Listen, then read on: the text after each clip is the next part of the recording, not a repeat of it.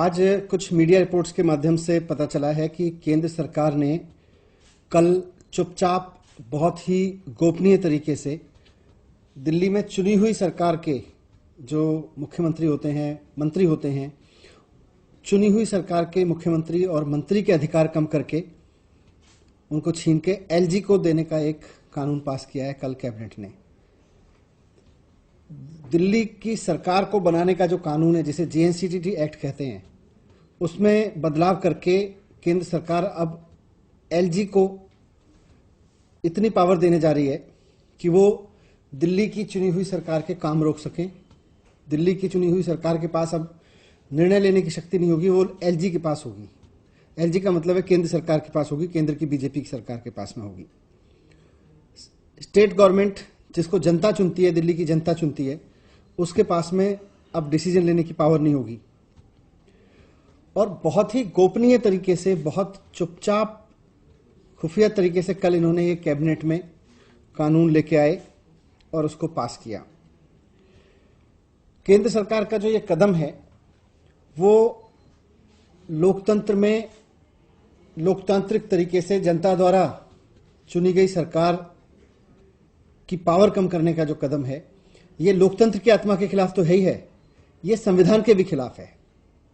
संविधान में साफ साफ लिखा हुआ है कि दिल्ली में एक चुनी हुई सरकार होगी और उसके पास में 3 सब्जेक्ट को छोड़ के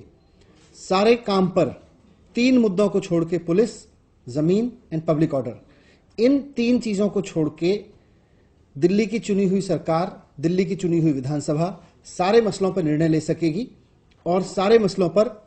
गवर्नमेंट चला सकेगी। इस बात को 2015 में सबको याद होगा कि किस तरह से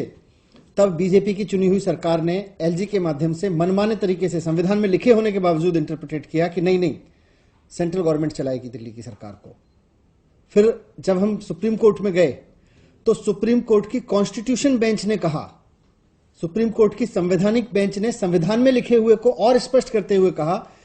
कि दिल्ली की चुनी हुई सरकार और दिल्ली की चुनी हुई विधानसभा, इसके पास में 3 सब्जेक्ट को छोड़ के, police, land and public order, इनको छोड़ के हर मामले में फैसले लेने का अधिकार है। ये निर्णय लेंगे कि दिल्ली की बिजली कैसे चलेगी, बसें कैसे चलेंगी, स्कूल कैसे चलेंगे, अस्पताल कैसे चलेंगे, ये सब चुनी हुई सरकार निर्णय लेगी। और इस बात को संविधान की पीठ ने, 5 जजों की बेंच ने बहुत स्पष्ट तरीके से कि संविधान में क्या लिखा है उसकी व्याख्या कर दी। अब उसके बाद कोई रास्ता नहीं बचा इनके पास में।